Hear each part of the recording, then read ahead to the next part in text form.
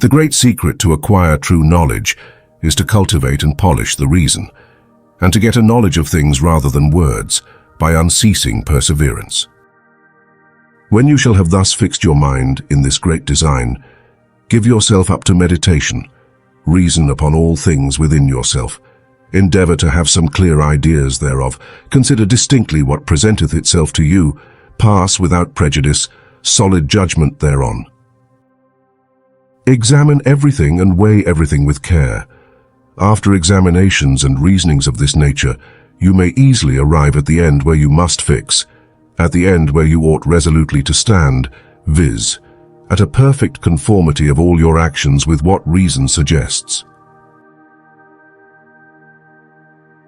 so that in his whole carriage he may become an example to his domestics. To obtain this exterior perfection, strive to rectify your mind by subduing and governing your passions, because the passions are apt to remove the mind from its natural rectitude, and to abase and incline it to all sorts of vice. To will, desire, love and hate it is necessary to know. It is impossible that he who knows not how to govern and reform himself and his own family can rightly govern and reform a people. When you see any virtuous action done, be not slack to imitate it. When the opportunity of doing a reasonable thing shall offer, make use of it without hesitation. Cease not thy endeavors to suppress and to extirpate vice. Always behave yourself with the same precaution and discretion as you would do if you were observed by 10 eyes and pointed at by so many hands. Whatever is both honest and advantageous is amiable, and we love virtue because it includes both these qualities. Virtue is, moreover, an ornament which embellishes the whole person of him who possesses it, his interior and exterior. To the mind it communicates inexpressible beauties and perfections. To the body it produces delightful sensations. Virtue is, moreover, an ornament which embellishes the whole person of him who possesses it, his interior and exterior. To the mind it communicates inexpressible beauties and perfections. To the body it produces delightful sensations. It affords a certain physiognomy, certain transports, certain ways, which infinitely please. And, as it is the property of virtue to becalm the heart and keep the peace there, so this inward tranquility and secret joy produces a certain serenity in the countenance, a certain joy, an air of goodness, kindness and reason, which attract the esteem of the whole world.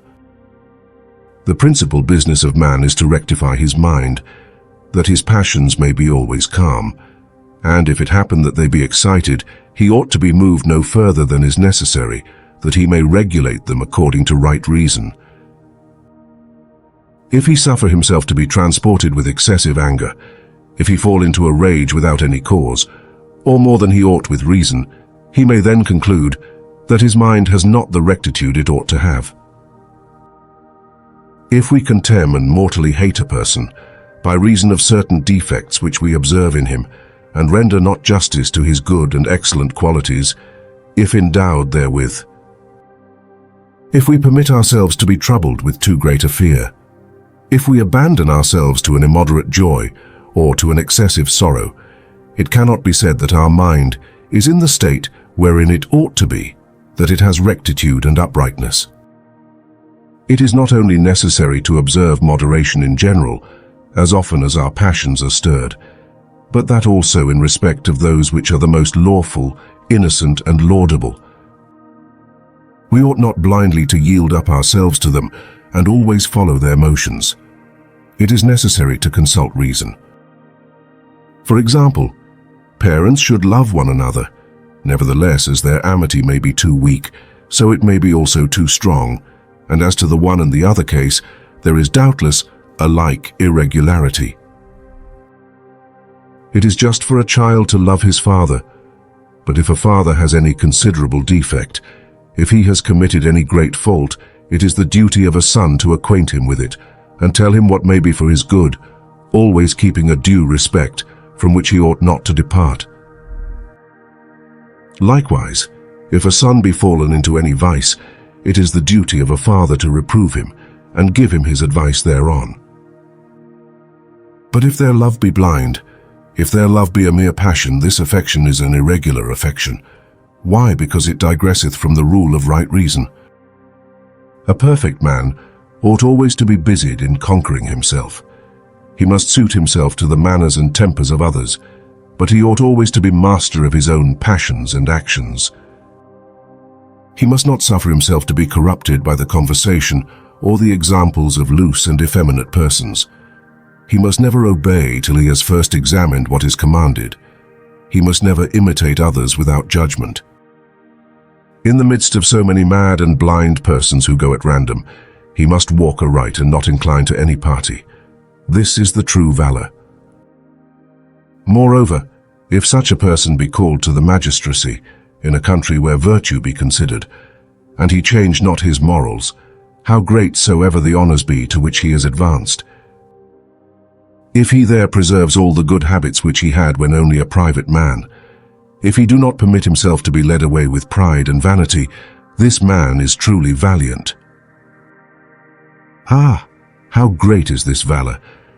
But if on the contrary he be in a country where virtue and laws are contemned, and that in the confusion and disorder which there prevail, he himself be depressed with poverty, afflicted, reduced even to the loss of life. There are some men who surpass the bounds of mediocrity by affecting to have extraordinary virtues. They covet always to have something marvelous in their actions, to the end that posterity may praise and extol them. Certainly, says Confucius, I shall never be enamored with these glittering actions, where vanity and self-love have ever a greater share than virtue. I would only know and practice what is necessary to be known and practiced everywhere. There are 4 rules according to which a perfect man ought to square himself. 1. He ought to practice in respect of his father what he requires from his son. 2. In the service of the state he ought to show the same fidelity which he demands of those who are under him. 3. He must act in respect of his elder brother after the same manner he would that his younger brother should act towards himself. 4. He ought to behave himself towards his friends as he desires his friends should carry themselves towards him. The perfect man continually acquits himself of these duties, how common soever they may appear. If he happen to perceive he has done amiss in anything, he is not at rest till he has repaired his fault. If he find that he has omitted any considerable duty, there is not any violence which he does not to himself, perfectly to accomplish it. He is moderate and reserved in his discourses. He speaks with circumspection. If to him occur a great affluence of words, he presumes not to expose it. He restrains himself. He is so rigorous a censor of himself that he is not at rest when his words correspond not to his actions and his actions to his words. Now the way by which a man arrives at this perfection is a solid and constant virtue. That love which it is requisite for all men to have is not a stranger to man. It is or should be man himself, or if you will, it is a natural property of man, which dictates to him that he ought generally to love all men. Nevertheless, above all men, to love his father and mother is his main and principal duty, from the practice of which he afterwards proceeds, as by degrees, to the practice of that universal love, whose object is all mankind. It is from this universal love that distributive justice comes, that justice which makes us render to everyone his due, and more especially to cherish and honor wise and upright men, and advance them to the dignities and offices of state. That difference which is between the love we have for our parents and what we have for others, between the love we bear to virtuous and learned man, and that which we bear to those who have not so much virtue or ability, that difference is, as it were, a harmony, a symmetry of duties, which reason has protected, and in which nothing must be changed. We cannot observe the necessary rules of life if there be wanting these 3 virtues: prudence, which makes us discern good from evil; universal love, which makes us love all men who are virtuous; and that resolution which makes us constantly persevere in the adherence to good and aversion for evil. But lest some fearful persons not well versed in morality should imagine that it is impossible for them to acquire these three virtues. They should know that there is no person incapable of acquiring them, that the impotence of man is voluntary. How dull soever a man is should he be without experience, yet if he desire to learn and grow not weary in the study of virtue, he is not very far from prudence. If a man, although full of self-love, endeavor to perform good actions, behold him already very near that universal love which urges him to do good to all. If a man feel a secret shame when he hears impure and unchaste discourses, if he cannot forbear blushing thereat, he is not far from that resolution of spirit which makes him constantly seek after good and have an aversion for evil. If a person has deviated from the path of integrity and innocence, he needs only to excite the good that remains to make atonement by pains and industry, and he will infallibly arrive at the highest state of virtue. It is necessary, after an exact and extensive manner, to know the causes, properties, differences, and effects of all things. Because that, amongst the things which are known, there may be some which are not perfectly known, it is necessary carefully to examine them, to weigh them minutely and in every circumstance, and thereon to consult wise, intelligent, and experienced men.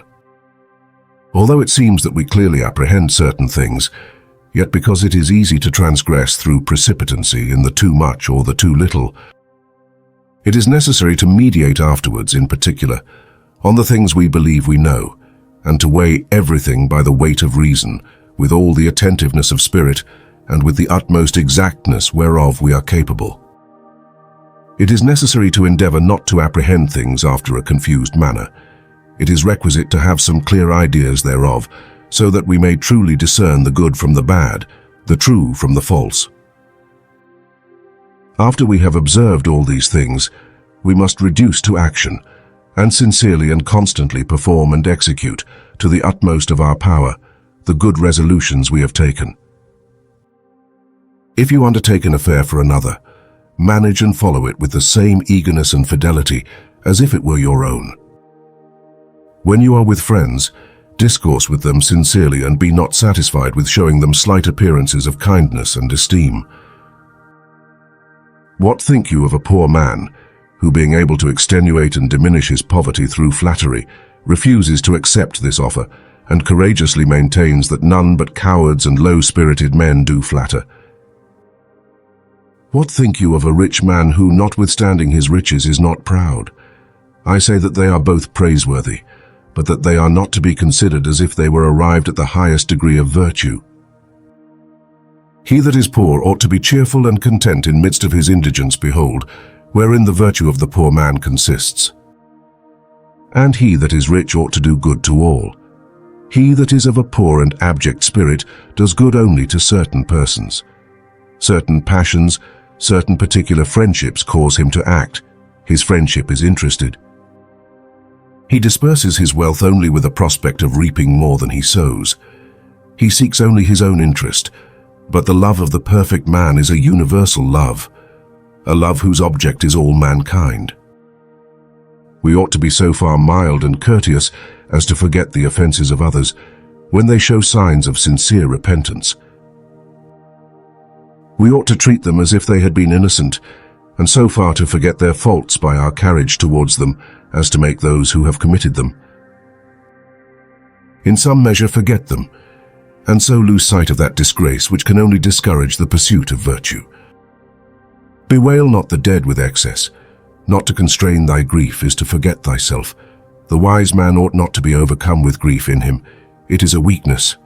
It is a crime. A good man never afflicts himself nor fears anything. He contemns injuries, credits not reproaches, and even refuses to hear bad reports. Punishments should not be too common. If the magistrates be good men, if none be advanced to the dignity of the magistracy, but such persons as are distinguished by their honesty and exemplary life, everyone would apply himself unto virtue. Because that advancement being that which all men naturally desire, everyone willing to possess it would endeavor to render himself worthy the public approbation. Hypocrites may be compared to those professed villains, who, the better to conceal their designs, appear wise and modest in the daytime, and who, by favor of the night, rob and commit the most infamous crimes. Those who constantly consult their appetites and palates never do anything worthy of their rank as men. They are rather brutes than rational creatures. Endeavor to imitate the wise, and never discourage thyself, how laborious soever it may be. If thou canst arrive at thine end, the pleasure thou wilt enjoy will recompense all thy pains. The virtue which is not supported with seriousness gains no reputation among men. Always remember that thou art a man, that human nature is frail, and that thou mayest easily fall. But if, happening to forget what thou art, thou chancest to fall, be not discouraged. Remember that thou mayest rise again, that it is in thy power to break the bands which join thee to thy offense, and to subdue the obstacles which hinder thee from walking in the paths of virtue. Take heed that thy promises be just, for having once promised, it is not right to retract. We ought always to keep a free and voluntary promise. When thou doest homage to anyone, see that thy submissions be proportioned to the homage thou owest him. There are stupidity and pride in doing too little, but in overacting it, there are abjection and hypocrisy. Eat not for the pleasure thou mayest find therein. Eat to increase thy strength. Eat to preserve the life which thou hast received. Labor to purify thy thoughts. If thy thoughts are not ill, neither will thy actions be so. The wise man has an infinity of pleasures, for virtue has its delights in the midst of the severities that attend it. He who in his studies wholly applies himself to labor and exercise, and neglects meditation, loses his time. And he who only applies himself to meditation and neglects experimental exercise does only wander and lose himself. The first can never know anything exactly. His knowledge will always be intermixed with doubts and obscurities. And the last will only pursue shadows. His knowledge will never be certain. It will never be solid. Labor, but slight not meditation. Meditate, but slight not labor. When we cannot apply any remedy to an evil, it is vain to seek it. If by thine advices and remonstrances thou couldst undo what is already done, thy silence would be criminal. But there is nothing colder than advice, by which it is impossible to profit. Poverty and human miseries are evils in themselves, but the bad only resent them. It is a burden under which they groan, and which makes them at last sink. They even distaste the best fortune. It is the wise man only who is always pleased. Virtue renders his spirit quiet. Nothing troubles him, nothing disquiets him, because he practices not virtue for a reward. The practice of virtue is the sole recompense he expects. It is only the good man who can make a right choice, who can either love or hate with reason, or as need requires. He who applies himself to virtue and strongly addicts himself thereunto never commits anything unbecoming a man, nor contrary to right reason. Riches and honors are good. The desire to possess them is natural to all men. But if these things agree not with virtue, the wise man ought to contemn, and generously to renounce them. On the contrary, poverty and ignominy are evils. Man naturally avoids them.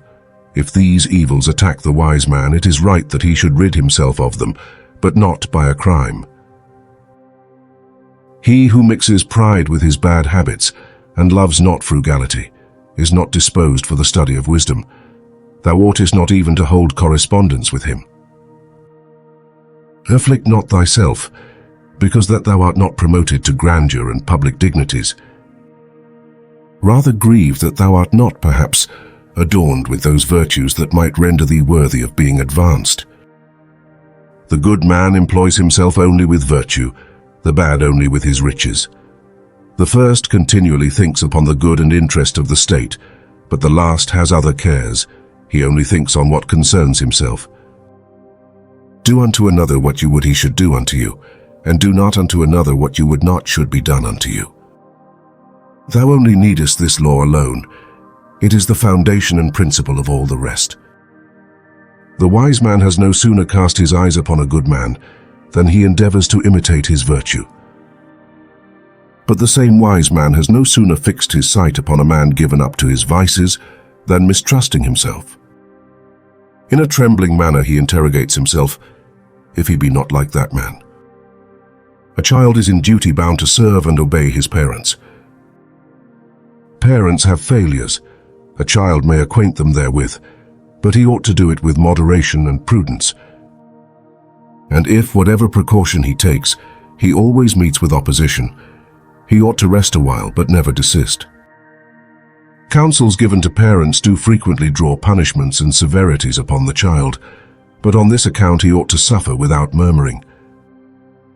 The wise man never hastens either in his studies or his words. He is sometimes, as it were, mute. But when it concerns him to act and practice virtue, he, as I may say, precipitates all. The truly wise man speaks but little. He is little eloquent. I do not see that eloquence can be of any great use to him. A long experience is required to know a man. When I was young, I imagined that all men were sincere, that they always practiced what they said. In a word, that their mouth always agreed with their intentions. But now that I behold things with another eye, I am convinced that I was mistaken. At present I hear what men say, but I never rely thereon. I will examine whether their words be agreeable to their actions, and not always be content with their outward actions. Give thy superfluities to the poor. The defects of parents ought not to be imputed to their children. If a father by his crimes render himself unworthy of being promoted to honor, the son ought not to be excluded, if he do not render himself unworthy. If a son shall be of an obscure birth, his birth ought not to be his crime. He ought to be called to great employments as well as the rich if he has the qualifications necessary. Prefer poverty and banishment to the most eminent offices of state, when it is a bad man that offers them, and would constrain thee to accept them. The way that leads to virtue is long, but it is the duty to finish this long race. Allege not for thy excuse that thou hast not strength enough, that difficulties discourage thee, and that thou shalt at last forced to stop in the midst of thy course. Thou knowest nothing, begin to run. It is a sign that thou hast not as yet begun. Thou should not use this language. It is not enough to know virtue, it is necessary to love it. But it is not sufficient to love it, it is necessary to possess it. He who persecutes a good man makes war against himself and all mankind. A magistrate ought to honor his father and mother. He ought never to falter in this just duty. His example ought to instruct the people. He ought not to contemn old persons nor persons of merit. The people may imitate him. A child ought to be under a continual apprehension of doing something that may displease his father. This fear ought always to possess him. In a word, he ought to act in whatever he undertakes with so much precaution that he may never offend nor afflict him. Greatness of spirit, power and perseverance ought to be the portion of the wise. The burden wherewith he is loaded is weighty, his course is long. The wise man never acts without counsel. He sometimes consults in the most important affairs, even the least intelligent persons, men that have the least experience. When counsels are good, we ought not to consider from whence they come. Avoid vanity and pride. Although thou hast all the prudence and ability of the ancients, if thou hast not humility, thou hast nothing. Thou art even the man of the world that deserves to be contemned. Learn what thou knowest already, as if thou hadst never learned it. Things are never so well known, but that we may forget them. Do nothing that is unhandsome, although thou shouldst have art enough to make thine action approved. Thou mayest easily deceive the eyes of man for a time, but thou art always in danger of detection. Never contract friendship with a man who is not better than thyself. The wise man blushes at his faults, but is not ashamed to amend them. He who lives without envy and covetousness may aspire at everything. Wouldst thou learn to die well? Learn first to live well. Desire not the death of thine enemy. Thou wouldst desire it in vain if his life were not in thine hands.